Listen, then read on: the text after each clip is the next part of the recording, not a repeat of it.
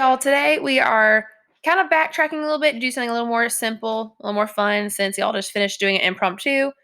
So we're going to review constructive criticism really briefly, and then we are going to play some constructive criticism bingo. So as a reminder, constructive criticism, it has to be constructive. So it has to be useful, it has to build up, but it also does have to provide the criticism part. So acknowledging the merits and faults of a work. So with constructive criticism, when you put those things together, you have to acknowledge shortcomings, but give direction and instruction as what you can do differently. So it'd be bad if it's just really short and vague. These expressions are bad because they don't tell the speaker what specifically was wrong and what they can do to improve. But these would be better. The keywords you need to include are next time and try, because that way you know you're telling them specifically an instruction. So if you just say like, hey, your volume was too quiet, next time you need to speak up. Or hey, your organization was kind of hard to follow, try to pick a specific organizational pattern. You don't want to say maybe or if you want, because that makes it kind of wishy-washy and not necessary for the person to take on. So make sure you're firm. So just say, next time do this, try to do that. You don't need to use these wishy-washy words. And remember that if you are ever giving a peer critique to a speaker who is really, really good at what they do, just give them challenges. So you may say, hey, you did an awesome job at using an appropriate tone of voice. Next time, try to incorporate even more purposeful tone changes or trying to use different emotions in your speech. Or, hey, you did a great job of sitting really still and not shifting weight. Next time, it could be really cool to try and see some like purposeful walking. So just give them challenges, because we said this before in our speech anxiety unit, but there are better and worse ways to speak, but not really a right and wrong way. And so give them a challenge. They can try one of those other better ways. What we're going to do now is we're going to play bingo. Um, it's going to be different for sure. Normally we would just play in class and it would go as you would expect a game of bingo to go. But instead, what we're going to do, you're going to copy this link. It should be in your notes. You're going to copy it, obviously open a new tab and enter that link. It'll open a little bingo board for you. Once you see your board, it's going to have some good and bad examples of constructive criticism. What I'm going to do is I'm going to read out, I'm going to say, oh, I need a good example of constructive criticism about facial expressions. And it's not going to just say on the board, oh, a good example. You're actually trying to find a good example about facial expressions. So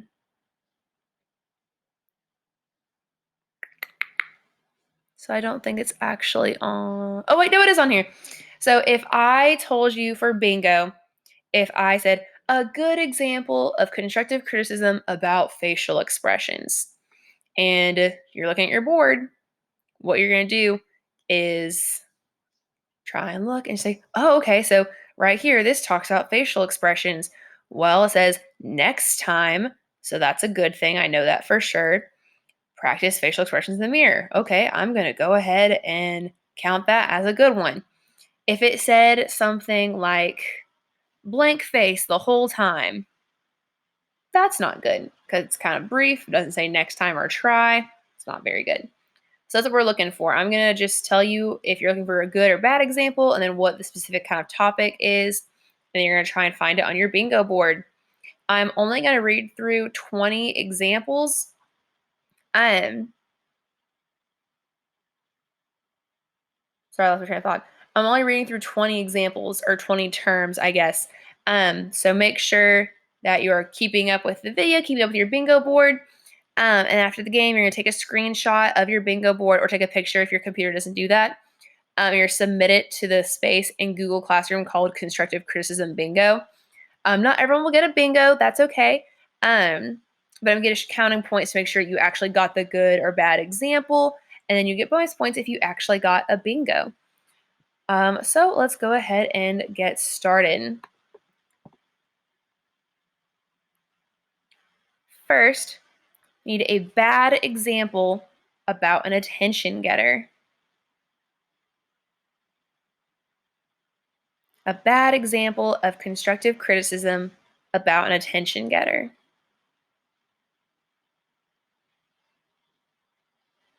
I'm going to go ahead and go to the next example. That's kind of how fast I'll go. So if you need to pause the video between them, you are welcome to do that. Next, we need a good example about an attention getter.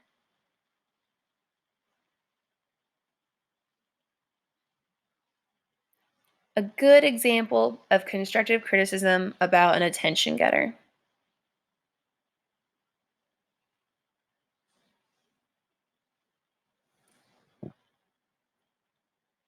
A bad example of constructive criticism about the thesis.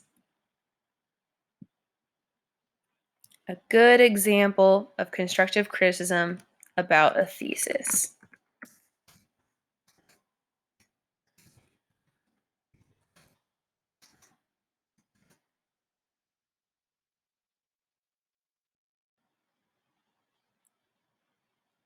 Next, we need a good example of constructive criticism about an ethos.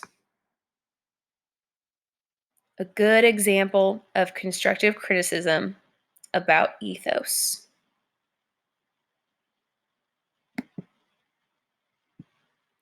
Next, we need a bad example of constructive criticism about relevance. A good example of constructive criticism about relevance. I think I may have just misspoken there. I'm not totally sure. So we need, if you're looking at your bingo board, you should have found a bad example of constructive criticism about an attention getter, a bad example of constructive criticism about thesis, a bad example of constructive criticism about relevance, a good example of constructive criticism about attention getter, and a good example of constructive criticism about ethos. And now when I say good and bad, make sure you realize it's like, oh, this is criticizing and that's praising. No, it's that like, oh, it's a good example because they use next time and try, or it's a bad example because it doesn't use next time and try, or it uses like a wishy-washy word. So next, we need a good example of constructive criticism about a preview. We need a good example of constructive criticism about a preview.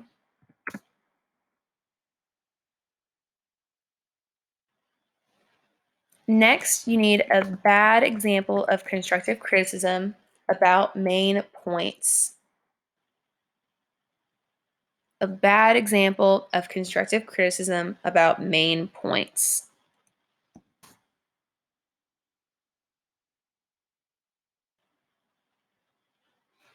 Next, you need a good example of constructive criticism about organization. A good example of constructive criticism about organization.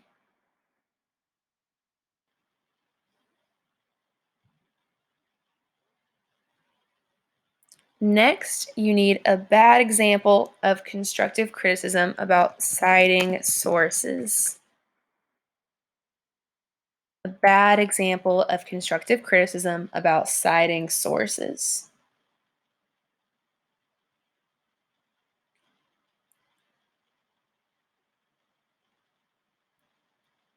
Next, you need a good example of constructive criticism about transitions. A good example of constructive criticism about transitions.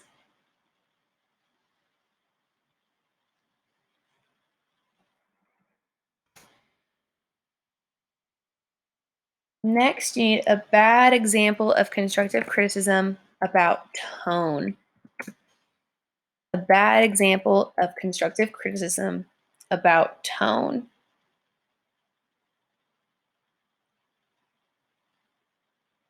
Next, you need a good example of constructive criticism about appearance. A good example of constructive criticism about appearance.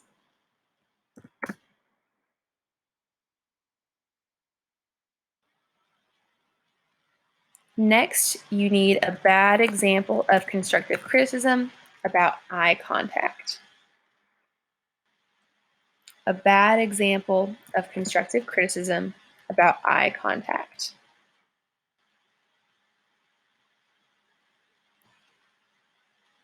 Next, you need a good example of constructive criticism about gestures. A good example of constructive criticism about gestures.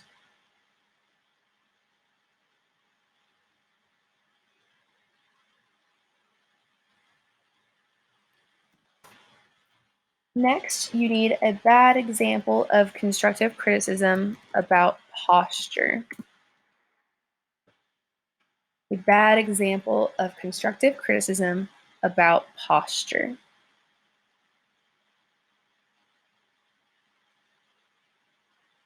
Next, you need a good example of constructive criticism about rate. A good example of constructive criticism about rate.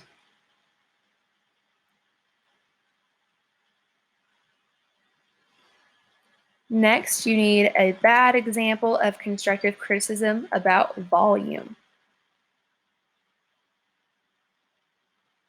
A bad example of constructive criticism about volume.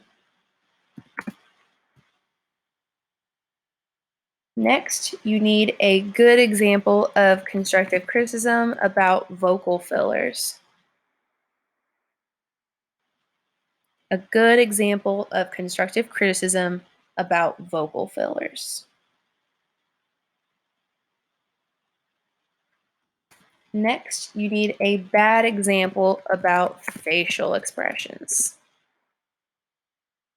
A bad example about facial expressions.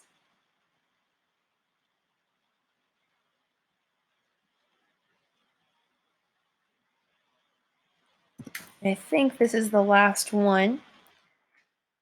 We're going to need a good example about eye contact.